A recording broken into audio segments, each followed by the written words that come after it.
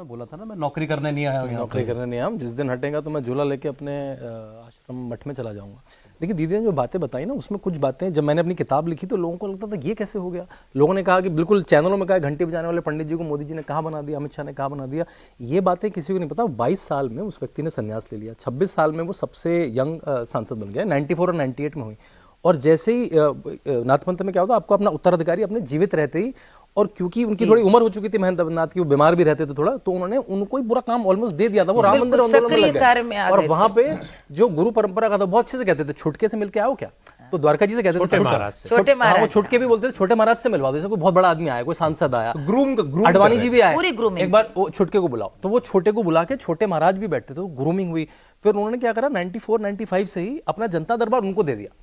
जनता दरबार में रोज 200-200, 300-300 लोग आते हैं। मैं तो मुख्यमंत्री बनने से पहले गया, उसमें ऐसा वहां से कोई गुजरात से चला आ रहा है, कोई राजस्थान से चला आ रहा है, बिहार के तो लोग आपको लगता है आपको तो सरकार भी नहीं है, छोड़कर आए थे। अब देखिए किस तरह से उनकी देखभाल, उनकी चिंता करते थे महंत अवैधनाथ जी। देखते रहते थे कि किस तरह का हाव भाव है। कभी कभी लोगों को बुलाते थे, ए छोटका महाराज, छोटका बाबा, छोटका बाबा, हाँ, आज का भी उदास दिखा तो बैडमिंटन खेला उनके साथ। बैडमिंटन खेला, ये भी बोलते थे। तो ये जो है, दूसरा जो दीदी ने बताया, ये तो माता पिता ये तो बिल्कुल जैसे बच्चे के लिए देखेंगे। जब महंत अवैधनाथ का निधन हुआ 2014 में, पहली बार आप साधु को इतने भाव देखेंगे, फूट फूट के रोए थे योगी आदित्यनाथ। चित्र भी होते हैं। अब जो उन्होंने राजनीति में जो अब चलन शुरू किया है, और खासकर अभी जो उन्होंने नारा दिया, बटोगे तो कटोगे, उसको पार्टी बीजेपी ने उसको ना, मोदी जी ने जो थोड़ा सा उसको ट्वीक किया हुआ अपने उस पर, एक रहोगे तो सेफ रहोगे।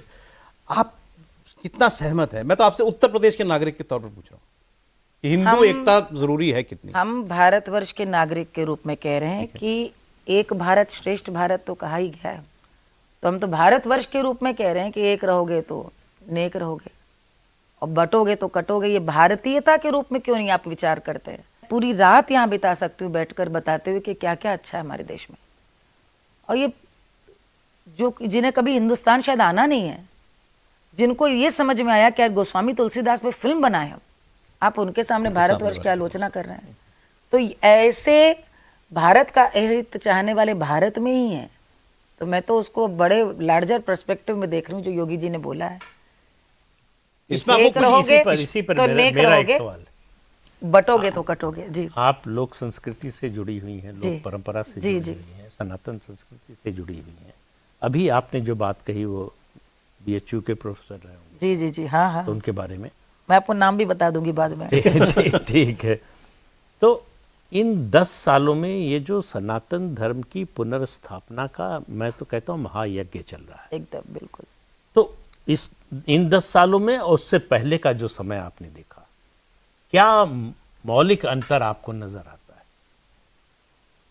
प्राची प्रतिची, पूर्व पश्चिम दिशा का अंतर है, सुबह रात का अंतर है, इससे ज्यादा एक, और कलाकार से ज्यादा तो कोई नहीं समझता। क्योंकि हम लोग देखिए, गीत संगीत की अभिव्यक्ति समाज के स्वरूप में चाह रही बदलाव का सबसे बड़ा संकेत है।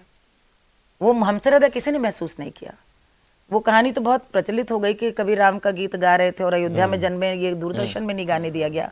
लेकिन इसके अलावा आप यदि देखें कि कार्यक्रम किस चीज के होते थे और क्या होते थे, मोदी सरकार में सबसे बड़ी बात जो हुई है, जो आपने बोला है कि सनातन की पुनर्स्थापना हुई है।